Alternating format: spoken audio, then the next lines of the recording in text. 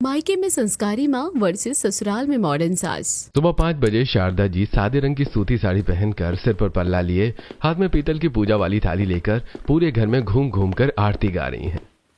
जो ध्यावे फल पावे, दुख विन से मन का स्वामी, दुख विन से मन का, सुख संपत्ति घर आवे, काश मिठे तन का, ओम जय जगदीश हरे। आरती खत्म करके शारदा एक लोटा गंगा जल उठाती हैं और पूरे घर में छींटे मारना शुरू करती हैं। राम राम राम राम राम, गंगा मैया घर को पवित्र कर दो, सारी गंदगी और दरिद्रता बाहर निकालो। शारदा जोर जोर से शंख बजाती है। शंख की आवाज से पूरा घर गूंज उठता है। वो शंख रखकर चिल्लाना शुरू करती हैं। अरे उठो, अब सूरज सिर पर चढ़ाया है, उठो जल्दी, आज मेरा बड़ा बेटा अमन आ रहा है विदेश से, कुछ ख्याल है तुम लोगों को? शारदा जी की आवाज सुनकर काव्या रसोई से बाहर निकलती है। अरे कुलच्छनी, तू अभी तक नहाई नहीं है? सुबह के 5 बज गए और तेरी शक्ल देख। माँ, मैं तो 4 बजे ही उठ गई थी, रसोई की सफाई की, आटा गूंथा और नाश्ता तैयार कर रही थी। चुप, एकदम चुप, जुबान लड़ाती है, बिना नहाए धोए मेरी रसोई को अपवित्र कर रही है। घर की इज्जतदार लड़कियां सूरज उगने से पहले नहा धोकर तैयार हो जाती है, और तू? तभी छोटा भाई रोहन अपने कमरे से अंगड़ाई लेते हुए बाहर आता है। अरे माँ, क्यों सुबह सुबह मोहल्ला सिर पर उठा रखा है? सोने दो ना यार। अरे मेरा राजा बेटा उठ गया। ले बेटा, आज तेरा इंटरव्यू है ना, ले ये प्रसाद खा, भगवान तेरा सब मंगल करेंगे। तभी अचानक बाहर एक गाड़ी रुकती है और अमन हाथ में बैग लिए घर में घुसता है। माँ देखो, मैं आ गया। अरे मेरा लाल, मेरा अमन आ गया है। मेरा बेटा तो बिल्कुल साहब लग रहा है। आज जल्दी आ, पहले तेरी आरती उतार लूं। अमन झुककर पैर छूता है। शारदा उसे चूमती है और फिर तिलक लगाती है। अरे माँ, ये क्या कर रही हो? अभी अभी तो मैं घर में आया हूँ और आप आते ही दीदी पर हाथ उठा रही हो, ये कोई तरीका है क्या? बेटा तू बाहर से आया है ना, इसलिए ये बेचारी लग रही है। इसकी अकल ऐसी ही ठिकानी लगानी पड़ती है। ये है ऐसी बिल्कुल नास पीटी और कुलच्छनी। अब खड़ी खड़ी क्या दांत निकाल रही है? निकल मेरी रसोई से, पहले जा घर की दहली साफ कर और फिर नहा कर आ। जी माँ जी, अभी करती हूँ। काव्या झुककर झाड़ू उठाती है और बाहर आंगन की तरफ भागती है। सुबह के 7 बज चुके हैं। शारदा जी, रोहन और अमन डाइनिंग टेबल पर बैठे हैं। ओ महारानी, 7 बज गए हैं, नाश्ता बना कि नहीं बना, या अभी भी श्रृंगार ही चल रहा है? हाँ माँ, नाश्ता बिल्कुल तैयार है, बस अभी ला रही हूँ। अभी अभी क्या लगा रखा है? सुबह से एक नाश्ता नहीं बना तुझसे। सुन, आज मेरा एनजीओ का बहुत बड़ा प्रोग्राम है, मेरे जाने तक घर बिल्कुल शीशे की तरह चमकना चाहिए। मेज पर नाश्ता लगा हुआ है। काव्या सबको चाय परोस रही है। रोहन काव्या की तरफ अपने गंदे जूते सरका देता है। ओ काव्या, नाश्ते के बाद एक काम करियो, मेरे ये जूते भी पॉलिश कर दियो। भाई ये क्या बात हुई? जूते तो तू खुद भी पॉलिश कर सकता है ना? अरे तू चुप रह बेटा, तू 2 दिन क्या बाहर रह लिया, यहाँ के तौर तरीके ही भूल गया। यहाँ ज्ञान मत बांट। माँ, इसमें बाहर वाले ज्ञान की क्या बात है? अपना काम खुद करना तो अच्छी बात है ना। बेटा तू अभी बच्चा है, तुझे नहीं पता कि आज ये मायके में काम नहीं करेगी तो कल को अपने ससुराल वालों की सेवा क्या खाक करेगी। जी माँ जी, मैं अभी कर देती हूँ। काव्या जूते उठाती है। रोहन मुस्कुराकर नाश्ता करने लगता है। नाश्ता करने के बाद शारदा एनजीओ चली जाती है। शारदा जी का ऑफिस का हॉल महिलाओं से भरा हुआ है। दीवार पर बड़े बड़े पोस्टर्स पर लिखा है, बेटी है अनमोल, नारी का सम्मान, देश की शान। जैसे ही शारदा अंदर कदम रखती हैं, 2-3 औरतें उनके पैर छूने के लिए दौड़ती हैं। आइए शारदा जी, आपके बिना तो ये सभा शुरू ही नहीं हो सकती। आप तो हम सबके लिए साक्षात शक्ति का रूप है। अरे अरे, पैर मत छुओ बहन, मैं तो बस एक जरिया हूँ। मेरा जीवन तो समाज की इन बेटियों के लिए समर्पित है। किसी बेटी को कोई तकलीफ तो नहीं है यहाँ? शारदा जी, आज बेटी बचाओ अभियान पर आपका क्या संदेश है? देखिए अंकित जी, बेटी वो फूल है जिसे घर के आंगन में महकना चाहिए। उसे कभी दबाना नहीं चाहिए, उसे कभी बोझ नहीं समझना चाहिए। जिस घर में बेटी की आंखों से आंसू गिरते हैं, उस घर में बरकत कभी नहीं आती है। तभी शारदा का फोन बजता है। वो हाथ से चुप रहने का इशारा करती है और कोने में जाकर फोन उठाती है। हाँ क्या है, क्यों फोन किया है? क्या फिनाइल खत्म हो गया है? तो पड़ोस वाली नीलम से मांग ले। छोटी छोटी बात के लिए मुझे ऑफिस में परेशान मत किया कर। शारदा फोन काटती हैं और 1 सेकंड के अंदर फिर से वही दयालु मुस्कान चेहरे पर लाकर महिलाओं के बीच बैठ जाती हैं।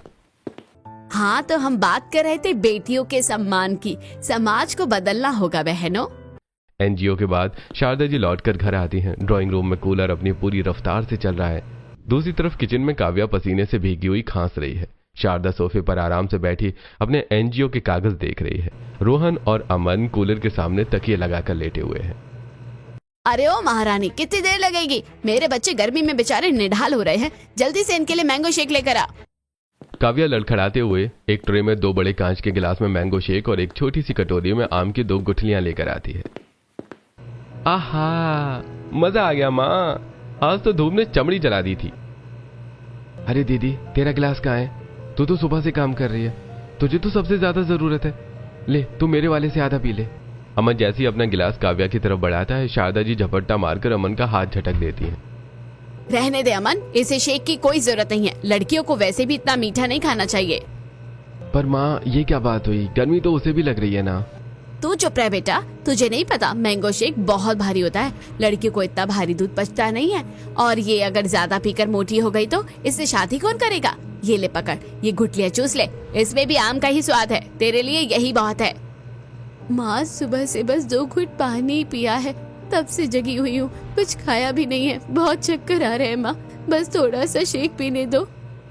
शारदा जी सोफे से उठकर बिना सोचे समझे काव्या के गाल पर एक जोरदार तमाचा जड़ देती हैं। बढ़िया आई शेक पीने वाली। हाँ, आ तुझे पिलाती हूँ मैंगो शेक। माँ बस कीजिए, हद होती है किसी बात की। तू हट अमन, इसे सुधारना बहुत जरूरी है। जा जाकर रोटियां बना, और जब तक सबकी रोटियां ना बन जाए किचन से बाहर पैर भी मत रखना। काव्या अपना गाल पकड़कर रो रही होती है। तभी बाहर एक सफेद गाड़ी रुकने की आवाज आती है। कुछ औरतें और एक पत्रकार कैमरा लेकर अंदर आते हैं। शारदा का चेहरा 1 सेकंड में बदल जाता है। वो तुरंत काव्या को गले लगाकर उसके सिर पर हाथ फेरने लगती है। अरे मेरी लाडो, देखिए अंकित जी, मेरी बेटी इतनी धार्मिक है, आएंगे। शारदा जी, आज हम आपके एनजीओ के एक नए प्रोजेक्ट बेटियों का आत्मसम्मान पर कवर स्टोरी करने आए हैं।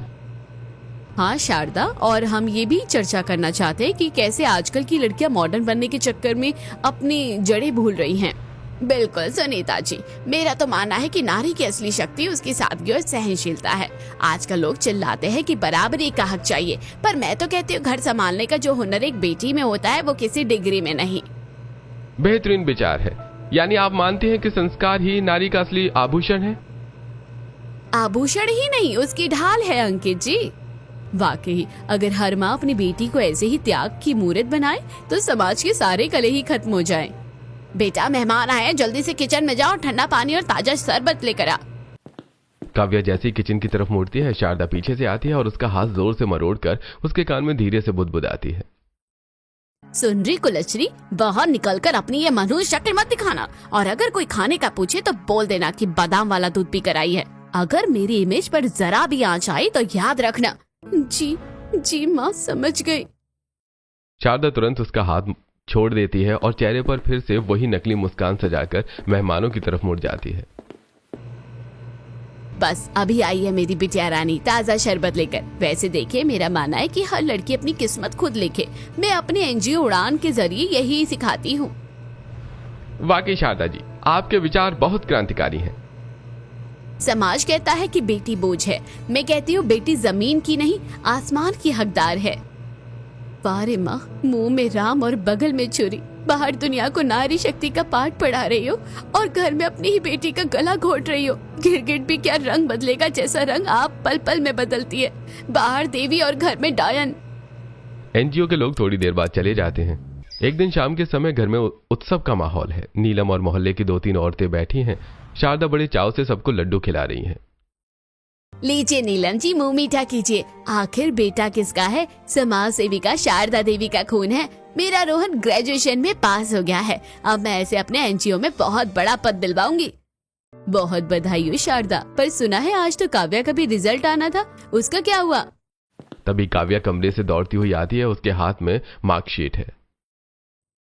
माँ देखिए, मेरा रिजल्ट आ गया है। मैंने न सिर्फ कॉलेज में टॉप किया है, बल्कि मुझे पूरे जिले में गोल्ड मेडल मिला है। माँ, मैं अव्वल आई हूँ। अरे वाह शारदा, तुम्हारी बेटी तो रोहन से भी आगे निकल गई, पूरे जिले में टॉप। कमाल कर दिया, अब तो तुम इसे बड़े शहर के कॉलेज में पढ़ाओगी। हाँ हाँ क्यों नहीं, मेरी बेटी है, मेरा ही खून है। देखिए भाई साहब, मैं तो हमेशा कहती हूँ बेटियों को खूब पढ़ाओ और खूब बढ़ाओ। शाबाश बेटा।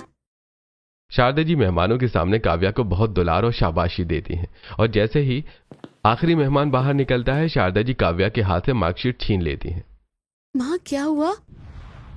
शारदा बिना कुछ बोले मार्कशीट के टुकड़े टुकड़े करके काव्या के मुंह पर फेंक देती हैं। माँ ये क्या किया आपने? मेरी 4 साल की मेहनत थी, ये मेरा गोल्ड मेडल। चुप, एकदम चुप। तेरी हिम्मत कैसे हुई मेरे बेटे को सबके सामने नीचा दिखाने की? रोहन सिर्फ पास हुआ और तूने टॉप कर दिया। दुनिया क्या कहेगी कि सोशल वर्कर शारदा का बेटा बुद्धू है और बेटी आगे निकल गई। मेरी नाक काट दी है तूने। माँ इसमें मेरा क्या कसूर है? मैंने तो बस मेहनत की थी। अरे पढ़ लिख कर कलेक्टर बनेगी क्या? आखिर में तो तुझे दूसरे के घर में जाकर चूल्हा चौका ही चौंकना है। मेरा नाम डुबोने के लिए तूने जानबूझकर टॉप किया है ना? तू ऐसे नहीं मानेगी, तुझे संस्कार सिखाने पड़ेंगे।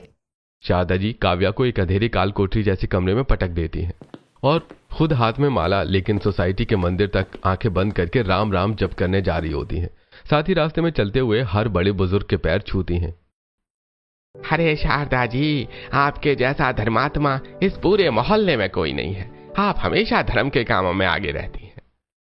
पंडित जी सब भगवान की कृपा है। मेरा तो मन है कि इस बार पूर्णिमा पर मंदिर में एक बहुत बड़ा कन्या भोज और भंडारा करवाया जाए।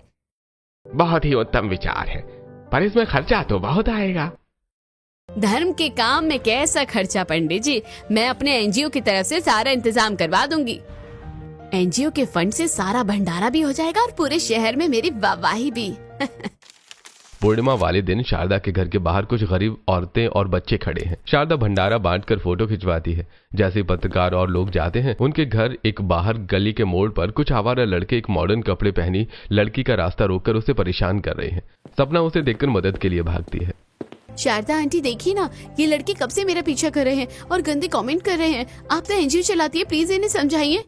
शारदा रुकती है पर वो लड़कों को डांटने की बजाय सपना को ऊपर से नीचे तक घृणा भरी नजरों से देखती है। क्यों समझाऊं मैं उन्हें? ये छोटे कपड़े पहनकर और कैमरे के सामने नंगा नाच करके तो खुद उन्हें न्योता दे रही है। अगर अपने शरीर को ढका होता और चुपचाप घर में बैठी होती तो किसी की हिम्मत नहीं होती तुझे छूने की। पर आंटी इसमें मेरी क्या गलती है? मैं तो बस। गलती तेरी आजादी की है। आजकल की लड़कियों को पंख क्या मिल गए, अपनी मर्यादा ही भूल गई हैं। जब तुम लोग खुद बाजार में तमाशा बनोगी तो दुनिया तो तमाशा देखेगी। जाओ बेटा अपना काम करो, इसे तो सबक मिलना ही चाहिए, तभी इसे संस्कार समझ आएंगे।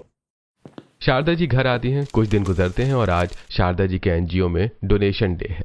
शहर के सबसे रईस लोग वहां आए हुए हैं। शारदा सफेद सूती साड़ी में माइक के सामने खड़ी हैं। नीचे पहली रो में मीरा जी बैठी हैं। उन्होंने पेस्टल रंग की बहुत महंगी सिल्क की साड़ी पहनी है। आंखों पर ब्रांडेड चश्मा है और हाथ में लेटेस्ट आईफोन है। उनके साथ उनका बेटा अर्जुन बैठा है। और इसलिए भाई और बहनों, मैंने अपनी बेटी काव्या को कभी बाहर की दुनिया की जहरीली हवा नहीं लगने दी। यही है असली भारतीय नारी की शक्ति। पूरा हॉल तालियों की गड़गड़ाहट से गूंज उठता है। काव्या स्टेज के कोने में सिर पर गहरा पल्लू लिए मूर्ति की तरह खड़ी है। अर्जुन, लड़की तो बहुत प्यारी और मासूम लग रही है, देखो जरा। हाँ मम्मी, आजकल इतनी सादगी और शांत लड़कियां मिलती ही कहाँ हैं। इवेंट खत्म होने के बाद मीरा एनजीओ को 11 लाख का डोनेशन देती है, जिसे देखकर शारदा की आंखों में चमक आ जाती है। मीरा जी आपके दर्शन पाकर धन्य हो गए हम। इतना बड़ा डोनेशन, आपकी दरिया दिली की तो मिसाल दी जाएगी। डोनेशन तो नेक काम के लिए है शारदा जी। वैसे आपकी बेटी काव्या नाम है ना, बहुत ही वेल मैनेज्ड लग रही है। जी बिल्कुल, गाय है मेरी बेटी, परफेक्ट बहु मटेरियल है मेरी काव्या। वैसे आपका भी बेटा कुंवारा है, अगर आप कहें तो हम इस बात को रिश्ते की शक्ल दे दें। अगर यहाँ शादी हो गई तो रोहन और अमन को विदेश भेजने का खर्चा और मेरे खर्चों का फंड यहीं से निकल जाएगा। पर हम तो बहुत मॉडर्न लोग हैं, हमें तो घर के लिए एक बेटी चाहिए। चलिए हम बात आगे बढ़ाते हैं।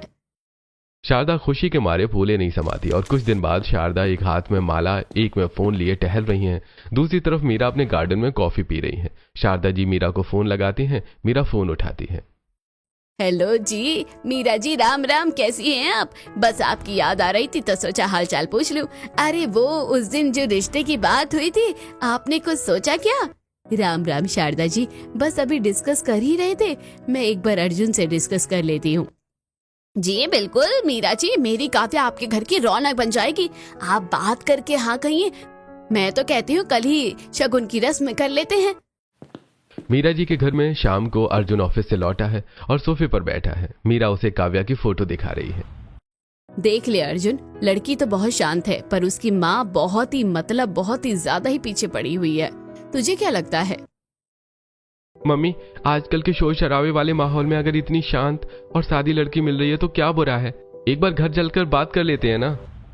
रात के समय शारदा अपने दोनों बेटों रोहन और अमन के साथ बैठी है। वो बार बार फोन चेक कर रही है। माँ, अगर उस घर में काव्या की शादी हो गई तो मेरे बिजनेस के 50 लाख का इंतजाम आराम से हो जाएगा। तू फिक्र मत कर, मैंने जाल बिछा दिया है, बस वो मीरा एक बार हाँ कर दे।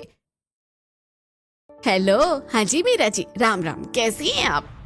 राम राम शारदा जी, देखिए मैंने अर्जुन से बात की है, उसे लड़की तो पसंद है। अरे मीरा जी, बधाई हो आपको। अब आप बस एक बार घर आइए, हम शगुन की बात पक्की करते हैं। 2 दिन बाद मीरा अपने बेटे अर्जुन के साथ शारदा के घर आई है। मोहल्ले की औरतें नीलम और सुनीता दीवार के पीछे से झांक रही हैं। देख सुनीता, शारदा ने कैसी किस्मत पाई है। एनजीओ के नाम पर रईसों को फांस लिया है और अब अपनी सीधी सादी बेटी को उनके गले मर रही है। अरे शादी कहाँ, वो तो बेचारी डरी हुई रहती है। देख तो सही, मीरा जी ने काव्या को सोने का कंगन पहनाया है। मीरा जी, हम तो बहुत साधारण लोग हैं, बस आप इस बेटी का हाथ थाम लीजिए, वही हमारे लिए सबसे बड़ा है। अच्छा, तो मेरे बेटे को पहली नजर में लड़की पसंद आ गई। देखिए शारदा जी, मुझे आपकी बेटी पसंद है, लेकिन मेरी एक शर्त है, शादी बिल्कुल सादगी से होगी। कोई तड़क भड़क या फालतू का दिखावा मुझे पसंद नहीं। पर मीरा जी, समाज क्या कहेगा? इतनी बड़ी समाज सेविका की बेटी की शादी और कोई शोर शराबा नहीं। समाज का ठेका मैंने नहीं ले रखा शारदा जी, मुझे अपने घर के लिए बहू चाहिए, कोई शोपीस नहीं जिसे मैं नुमाइश के लिए खड़ा करूं। अगर मंजूर हो तो बात आगे बढ़ाइए। बिल्कुल बिल्कुल, आपकी बात पत्थर की लकीर है, संस्कार ही सबसे बड़ी सजावट है। काव्या और अर्जुन के रिश्ते की बात पक्की हो जाती है और 1 महीने बाद साधारण तरीके से उनकी शादी होती है। मंडप में मीडिया वाले फोटो ले रहे हैं। शारदा सफेद साड़ी में त्याग की मूर्त बनी हुई है। तभी विदाई का समय आता है। काव्या फूट फूट कर रो रही है। शारदा उसे कार तक छोड़ने आती है। मेरे कलेजे का टुकड़ा जा रही है। सुन, वहां जाकर रोना धोना मत मचाना, और याद रखना, उस घर की हर चाबी तेरे पास होनी चाहिए। अगर तूने अपनी जुबान खोली तो मैं समाज को बोल दूंगी कि तू पागल है और तुझे घर में कैद कर दूंगी, समझ गई? काव्या सुबकते हुए सिर्फ हाँ में सिर हिलाती है और कार में बैठ जाती है। जैसे ही कार मुड़ती है, वो अपनी साड़ी का पल्लू ठीक करती है और मुस्कुराते हुए अंदर चली जाती है। वहीं काव्या विदा होकर ससुराल पहुंचती है। मीरा जी का बंगला लाइटों से जगमगा रहा है और वो बहुत ही स्टाइलिश इंडो वेस्टर्न गाउन में हाथ में आरती की थाली लिए खड़ी है। उनके साथ उनकी बड़ी बहू निशा खड़ी है। अर्जुन और काव्या बाहर निकलते हैं। काव्या का घूंघट काफी लंबा है। Welcome home Darling's. काव्या बेटा, थोड़ा घूंघट ऊपर करो, मुझे अपनी सुंदर बहू का चेहरा तो देखने दो। यहाँ कोई पर्दा वर्दा नहीं चलता। बड़े आए चेहरा देखने वाले। एक और हिस्सा बटने आ गया है इस घर की दौलत में। हाँ मम्मी जी, सही कह रही है। काव्या डार्लिंग, आओ कलश गिराओ। काव्या धीरे से कलश गिराती है और कुमकुम की थाली में पैर रखती है। मीरा जी उसे गले लगा लेती हैं और एक बहुत ही महंगा हीरे का नेकलेस उसे मुंह दिखाई में वहीं दहलीज पर दे देती हैं। ये लो बेटा, मेरी तरफ से छोटा सा वेलकम गिफ्ट। हे भगवान, मुझे तो शादी के 1 साल बाद ऐसा सेट मिला था और इसे गेट पर ही दे दिया। काव्या घर में आती है, तभी दादा ससुर हरिराम अपनी लाठी लेकर सोफे पर बैठे हैं। अरे ये क्या तरीका है मेरा? अरे बहू का पल्लू सिर से नीचे गिर रहा है और तू उसे गले लगा रही है। अरे कोई शर्म लिहाज है कि नहीं? पापा जी, पुराना जमाना गया। मेरे बहू घर की रानी है, कोई पर्दा नहीं करेगी। जाओ, जाकर रेस्ट करो बेटा। काव्या अपने रूम में सोने के लिए चली जाती है। अगले दिन सुबह के 4 बजे काव्या ने भारी साड़ी पहनी है, सिर पर पल्लू है और वो किचन की टाइल्स रगड़ रही है। तभी सीढ़ियों से चप्पलों की आवाज आती है। मीरा हाथ में पानी की बोतल लिए, सिल्क का नाइट गाउन पहने और आंखों पर स्लीप मास्क चढ़ाए किचन में आती है। Oh my God Kavya darling, तुम यहाँ क्या कर रही हो? कोई चोर वोर घुसा है क्या? नहीं माँ जी, वो मैं नाश्ता बनाने की तैयारी कर रही थी। नाश्ता? सुबह के 4 बजे बेटा? तुम मंगल ग्रह से आई हो क्या? माँ जी, माँ ने सिखाया था कि सूरज निकलने से पहले बहू को जाग जाना चाहिए और रसोई चमकनी चाहिए, तभी घर में बरकत आती है। डार्लिंग मेरी बात सुनो, इस घर में सूरज भी 9 बजे से पहले दस्तक नहीं देता, और ये साड़ी सुबह सुबह इतनी मेहनत, पागल हो क्या? जाओ और जाकर अपनी ब्यूटी स्लीप पूरी करो। लड़कियों को अपनी नींद से समझौता नहीं करना चाहिए, वरना डार्क सर्कल आ जाएंगे। पर माँ जी, नाश्ता और घर के बाकी काम? सुनो मेरी बच्ची, इस घर में सबका काम बटा हुआ है। नाश्ता वो बनाता है जिसकी बारी होती है, और आज मेरी बारी है तो मैं देख लूंगी, तुम टेंशन मत लो। यहाँ कोई किसी का गुलाम नहीं है। पर माँ ने तो कहा था किसी की सास की सेवा। तुम्हारी माँ ने जो सिखाया वो उनके घर के लिए ठीक होगा, पर ये मेरा घर है। यहाँ तुम मेरी बहू नहीं, मेरी बेटी बनकर आई हो। अब चुपचाप जाओ, ये भारी साड़ी उतारो और कंफर्टेबल टी शर्ट पहनो और सो जाओ। चिल मारो डार्लिंग। काव्या हक्की बक्की ऊपर चली जाती है। मीरा वहीं खड़ी खड़ी अपने सिपर से पानी पीती है और मुस्कुराती है। सुबह 10 बजे टेबल पर नाश्ता लगा है। जेठानी निशा और नंद रिया शॉर्ट्स और टी शर्ट में बैठी हैं। काव्या अभी भी साड़ी पहनकर और पल्लू लेकर वहां पर आती है। अरे वाह भाभी, आप तो सुबह सुबह ही पूरी तैयार हो गई। कहीं जाना है क्या? नहीं रिया, वो बस घर में ऐसे ही रहना चाहिए ना। काव्या, ये साड़ी वाड़ी का बोझ उतार दो, यहाँ कोई तुम्हें जज नहीं करेगा। देखो मम्मी को, वो खुद अपने अभी पजामे में घूम रही हैं। यहाँ रिलैक्स रहो। काव्या उनकी बात सुनकर चुपचाप फिर से किचन की तरफ जाने लगती है, तो मीरा उसे रोक लेती है। काव्या डार्लिंग, मैंने कहा था ना आराम करो। अब अगर तुम फिर से किचन में दिखाई दी ना तो तुम पर भारी पेनल्टी लगेगी। तभी पीछे से एक भारी आवाज और लाठी की आवाज आती है। अरे पेनल्टी? बहू पर पेनल्टी काम न करने के लिए नहीं, बल्कि काम से बचने के लिए लगाई जाती है मीरा। अरे जैसे खुद बिगड़ल बैल है, वैसे ही इस बेचारी गाय जैसी बहू को भी अपनी तरह बिगाड़ रही है। अरे पापा जी, आप आ गए। अरे चिल मारिए ना, जमाना बदल गया है। काव्या जाओ बेटा, तुम जाकर सो जाओ, पापा जी की बातों पर ध्यान मत दो। दोपहर में मीरा काव्या को सेल्फी लेना और इंस्टाग्राम की रील बनाना सिखा रही है। काव्या ने मीरा के कहने पर साड़ी उतारकर एक स्टाइलिश कुर्ती और जीन्स पहन ली है। हाँ, ऐसे पाउच बनाओ काव्या, परफेक्ट। अब एक रील बनाते हैं। तभी हरीराम वहां आ जाते हैं और काव्या का हुलिया देखकर आग बबूला हो जाते हैं। अरे ये क्या तमाशा है? मीरा तुम इसे अपने जैसा नंगा नाच सिखा रही है। ए लड़की, कल से मुझे तो इस होलिये में नहीं दिखनी चाहिए। पापा जी, मैं भी देखती हूँ मेरी बहू को कौन बदलता है। काव्या, तुम यही पहनोगी, किसी के डर से खुद को बदलने की जरूरत नहीं है। मीरा काव्या को कपड़े बदलने के लिए मना करती है, लेकिन फिर भी रात को काव्या ने दादाजी के डर से फिर से भारी साड़ी पहनी है। वो सबको खाना परोस रही है। जैसे वो हरीराम को सब्जी देती है, वो एक घूंट भरते ही थाली को जोर से सरका देते हैं। अरे ये क्या बनाया? इसमें तो लहसुन की बदबू आ रही है। इस खानदान की औरतों को तमीज नहीं है कि किस दिन क्या बनता है। अरे आज मंगलवार है और सब्जी में लहसुन। दादाजी, वो पापा जी, लहसुन मैंने डलवाया है, स्वाद भी अच्छा आता है और सेहत के लिए भी बढ़िया है। तो चुप कर, अपनी जबान अपने पास रख। कल से मेरे लिए अलग से उबला हुआ खाना बनेगा, समझ में आ गई बात? हरीराम की डांट को सुनकर मीरा रोने लगती है और हरीराम जी उठकर चले जाते हैं। उनके जाने के बाद, मीरा, तुम क्यों पापा जी के खिलाफ जाती हो? वो पुराने ख्यालात के हैं, थोड़ा संभाल लिया करो उनकी बात। नहीं राजी, मैंने अपनी पूरी जिंदगी उनके डर में काट दी, पर मैं इस बच्ची की आजादी का गला नहीं घोंटने दूंगी। आप टेंशन मत लो, मैं देख लूंगी। सभी खाना खा रहे हैं तभी मम्मी, मेरा और मेरी फ्रेंड्स का गोवा जाने का प्लान बन रहा है, पर मैं सोच रही हूँ कि क्यों ना इस बार हम सब साथ चले, एक प्रॉपर गर्ल्स ट्रिप। वाह रिया, क्या आइडिया है डार्लिंग। काव्या, निशा, तुम दोनों भी पैकिंग शुरू कर दो। तुम तीनों जाओ और खूब एंजॉय करो। पर माँ जी, घर के काम। काव्या, यहाँ सब सेल्फ डिपेंडेंट है, तुम फिक्र मत करो। तभी रिया की बात सुनकर दादा ससुर हरीराम वहां आते हैं। क्या गर्ल्स ट्रिप? अरे वो भी गोवा? अरे मीरा, तू पागल हो गई है क्या? इस घर की बहुएं परायों मर्दों के सामने बीच पर घूमेंगी? अरे ये इस खानदान के इज्जत नीलाम करना चाहती हैं। पापा जी, इज्जत बीच पर घूमने से नहीं बल्कि घर में घुटने से कम होती है। मेरी दोनों बहुएं और मेरी बेटी जा रही हैं और ये फाइनल है। अगर ये घर से बाहर निकली तो याद रखना, मेरा मरा हुआ मुंह देखोगी। पापा जी, आप भी ना, इमोशनल ब्लैकमेल पुराना हो गया। आप जूस पीजिए और आराम कीजिए। काव्या डार्लिंग, जाओ और पैकिंग करो अपनी। मीरा जी की परमिशन से काव्या, निशा और रिया तीनों फ्लाइट से गोवा जाती हैं। तीनों ने वहां मॉडर्न कपड़े, जीन्स टॉप और फ्लोरल ड्रेसेस पहनी है।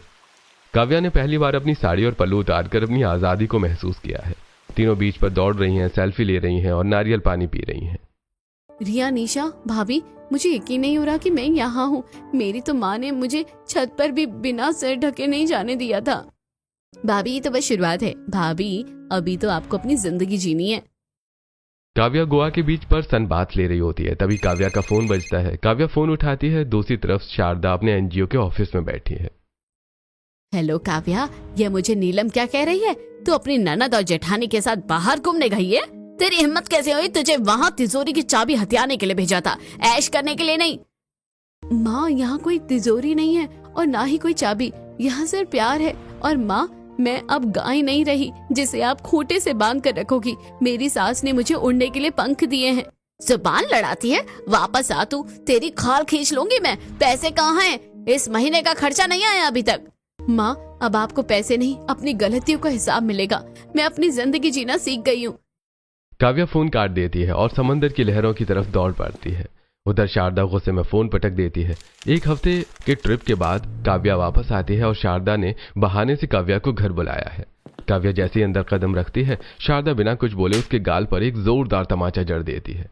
शर्म नहीं आई तुझे? ये छोटे कपड़े पहनकर नंगा नाच कर रही है, इसलिए तुझे वहाँ भेजा था कि तू मेरी नाक कटवा दे। तूने मेरी बरसों की कमाई इज्जत में मिला दी। शारदा फिर से हाथ उठाती है, लेकिन तभी पीछे से मीरा की आवाज आती है, जो चुपके से काव्या के पीछे ही आई थी। मीरा शारदा का हाथ हवा में ही पकड़ लेती है। अपनी बेटी पर हाथ उठाने की हिम्मत दोबारा मत करना शारदा जी। काव्या अब सिर्फ आपकी बेटी नहीं, मेरे घर की बहू और मेरी बेटी है। मीरा जी, आप देखिए, ये मेरा घरेलू मामला है। मैंने इसे संस्कार दिए हैं और आपने इसे गुलाम बनाया था। मैंने इसे इंसान बनाया है। जो कपड़े और जो आजादी इसे यहाँ नहीं मिली, वो मेरा घर देगा। और खबरदार जो इसे दोबारा हाथ लगाया। शारदा जी को मीरा जी खरी खोटी सुनाकर लौट जाती हैं। उनके जाने के बाद शारदा अंधेरे कमरे में बैठी है। वो कुछ पेपर्स और पुरानी तस्वीरों के साथ फोन पर किसी से बात कर रही है। हाँ अंकित, काम शुरू करो। हमें समाज को दिखाना होगा कि ये मॉडर्न सास असल में एक डायन है, जो अपनी बहुओं को गलत रास्ते पर ले जा रही है। हम मीरा पर बहुओं को भड़काने और भारतीय संस्कृति को नष्ट करने का केस करेंगे। अगले दिन शारदा ने एक प्रेस कॉन्फ्रेंस बुलाई है। उसके हाथ में माया की कुछ एडिट की हुई तस्वीरें हैं, जिनमें माया एक पार्टी में ड्रिंक करते हुए दिख रही है। मैं एक समाज सेविका हूँ, लेकिन आज एक माँ के नाते मेरा दिल टूट गया है। मैंने अपनी फूल जैसी बेटी एक ऐसे घर में ब्याह दी जहाँ उसकी सास रात भर क्लबों में रहती है, नशे करती है और मेरी बेटी को भी यही सब करने पर मजबूर कर रही है। देखिए तस्वीरें, क्या यही हमारे देश के संस्कार हैं? मीडिया में हड़कंप मच जाता है। माया की इमेज पर सवाल उठने लगते हैं। तभी अचानक प्रेस कॉन्फ्रेंस में काव्या और माया एंट्री लेते हैं। काव्या के हाथ में एक लैपटॉप है। शारदा जी, दूसरों के चरित्र पर कीचड़ उछालने से पहले अपने हाथों के दाग धो लेने चाहिए थे। ये देखिए, मेरी माँ जिस एनजीओ को अपनी बेटी बचाओ के नाम से चलाती है, उसमें पिछले 5 साल में 10 करोड़ का घोटाला हुआ है। ये पैसे गरीबों के लिए नहीं, बल्कि माँ के चुनाव और मेरे भाइयों की अय्याशी के लिए इस्तेमाल हुए हैं। और ये जो तस्वीरें आप दिखा रही हैं, इनका ओरिजिनल वीडियो मेरे पास है। वो शराब नहीं, चुकंदर का जूस था। मीडिया का रुख अचानक शारदा की तरफ मुड़ जाता है। पुलिस वहां पहुंच जाती है और शारदा जी की गिरफ्तारी होती है। शारदा जी लॉकअप के अंदर हैं। उसके दोनों बेटे रोहन और आर्यन बाहर खड़े हैं। रोहन, आर्यन बेटा, वकीलों से बात करो, मुझे यहाँ से निकालो। मैंने ये सब तुम दोनों के लिए तो किया था। माँ, हमें इस गंदगी में मत घसीटो। हमें तो पता भी नहीं था कि आप ये सब घोटाले कर रही हो। हमें अपनी इमेज प्यारी है। हम आपके साथ खड़े हुए तो हमारा करियर बर्बाद हो जाएगा। सॉरी माँ, पर पुलिस कह रही है कि अगर हम आपके साथ रहे तो हम भी फंसेंगे। हम जा रहे हैं। शारदा सन्न रह जाती है। जिन बेटों के लिए उसने अपनी बेटी को दांव पर लगा दिया, उन्होंने ही उसे ठुकरा दिया। तभी शारदा की माँ जेल में उससे मिलने आती है। शारदा, तुझे याद है जब काव्या पैदा हुई थी, तूने उसे अस्पताल के कचरे में फेंकने की कोशिश की थी क्योंकि तुझे बेटा चाहिए था। मैंने ही उसे बचाया था। आज देख, जिन बेटों को तूने सर पर बिठाया वो तुझे इस हाल में छोड़ गए, और जिस बेटी को तूने मारना चाहा वो बाहर खड़ी होकर तेरा जुर्माना भरने के लिए अपने जेवर बेच रही है। शारदा रुक्मणी जी की बात सुनकर हैरान रह जाती हैं। 1 महीने बाद माया और काव्या ने मिलकर केस लड़ा और उसे रिहा कराया। शारदा जेल से बाहर आती है, एकदम टूटी हुई। वो काव्या के पास जाती है और उसके पैरों में गिर पड़ती है। मुझे माफ कर दे काव्या। मैंने जिसे संस्कार कहा वो मेरा अहंकार था, और जिसे मैंने बिगड़ैल कहा वही असली इंसान निकली। माया जी, आपने मेरी बेटी को वो माँ दी जो मैं कभी नहीं बन पाई। गलती सुधारने का कोई वक्त गलत नहीं होता शारदा जी। आप कम से कम अपनी बेटी की उड़ान में उसके साथ तो रहिए। 3 साल बाद काव्या ने अब काला कोट पहना है। उसने विदेश से कानून की पढ़ाई पूरी कर ली है। मीरा, अर्जुन और बदली हुई शारदा उसे रिसीव करने आए हैं। आज मैं जो कुछ भी हूँ अपनी उस मॉडर्न सास की वजह से हूँ, जिसने मुझे साड़ी के पल्लू से निकालकर वकालत के कोर्ट तक पहुँचाया। मेरी संस्कारी माँ ने मुझे मारना चाहा था, पर मेरी मॉडर्न सास ने मुझे नया जन्म दिया। तो क्या आपको भी लगता है कि संस्कार सिर्फ कपड़ों और खामोशी में होते हैं, या फिर असली संस्कार वो है जो एक बेटी को उसके सपनों की उड़ान भरने में मदद करे?